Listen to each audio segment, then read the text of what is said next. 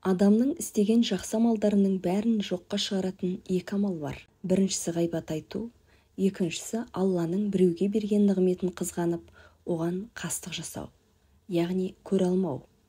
Ғайбат дегеніміз біреудің сыртынан әңгіме айтып, оның айыбын ашу. Құран кәрімде ғайбат айтуға біреудің көңіліне қаяу түсіруге қатаң тыйым салынады. Және ғайбат айту өз бауырының етін жегенмен тең екенін ескертеді. Біреуді жамандап айтқан сөзіңіз күндердің күнінде өз алдыңыздан шығып, қиындыққа тап болуыңыз мүмкін. Көре алмау, қызғану, Құдайдың біреуге берген дүние мүлкін, қуанышын қызғануда адам бойындағы ең жағымсыз қасиеттің бірі. Қайта өзгенің қуанышына ортақтасқан адамға да сондай қуаныш пен нығмет жұғысты болады деген сөз бар. Сондықтан көңіліңізді кеңге салып, туысыңыздың, досыңыздың қуанышында олардың жанынан табылып жақсы тілек тілеңіз. Жақсымен жанассаң, атаққа ілінерсің, жаманмен жанассаң, шатаққа ілігерсің. Адам жылқы мінезді, бір күнде түлейді, бір күнде жүдейді. Басыңа іс түссе, жақсы көмек етеді, жаман күліп кетеді. Кедейге қарыз бер де, амандығын тіле. Айрылмастай досыңа, қайрылмастай сөз айтпа. Жақсы атың мәңгіге қалсын десең, сүрінгенді сүйеп қой. Қайырымдылық жасасаң, қайырын өзің көрерсің. Алдыңа келсе, атаңның құнын кеш. Еңкейгенге еңкей, атаңның қара құл емес. Шалқайғанға шалқай, пайғамбардың ұлы емес. Ақылың болса, арыңды сақта, ар ұят керек әр уақытта. Мал сақтама, ар сақта.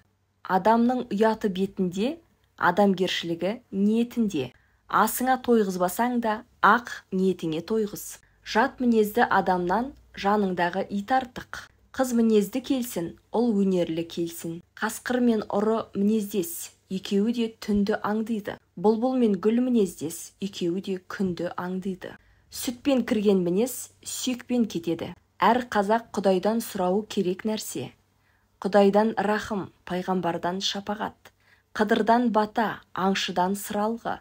Сырқат жанның көңілін, қарттың қал жағдайын, жетімнің жай күйін, саудың амандығын, ағайынның бүтіндігін, олжадан тәбәрік, қонақтан бұйымтай.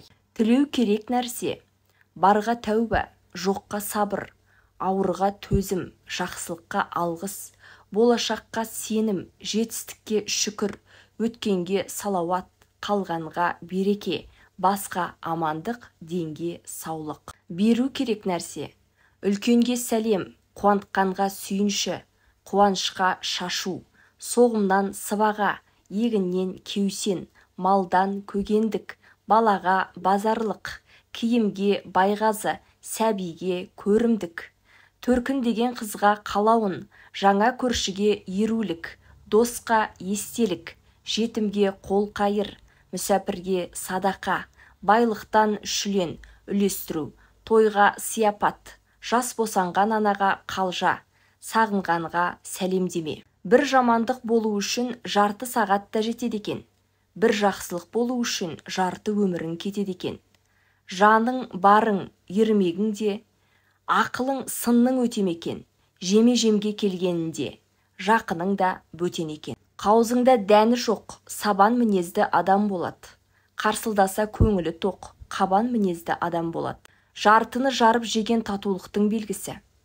Тойсаң, тоба қыл. Жеті жетім, тыңдамаған сөз жетім, күйеусіз тозған бөз жетім, иесіз қалған жер жетім, басшысы жоқ ел жетім, аққу қассыз көл жетім, замандасы қалмаса, бәрінен де сол жетім. Сөз жетім ынтаменен тыңдалмаса, бөз жетім киілместен тозған болса, жер жетім иесі жоқ қалған болса, ел жетім жақсы басшы арман болса, көл жетім қаз қонбаса құстар ұшып, ер жетім жеке қалса тізе құшып, болмаса замандасың тойға барма, басына жалғыздықтың торы түсіп.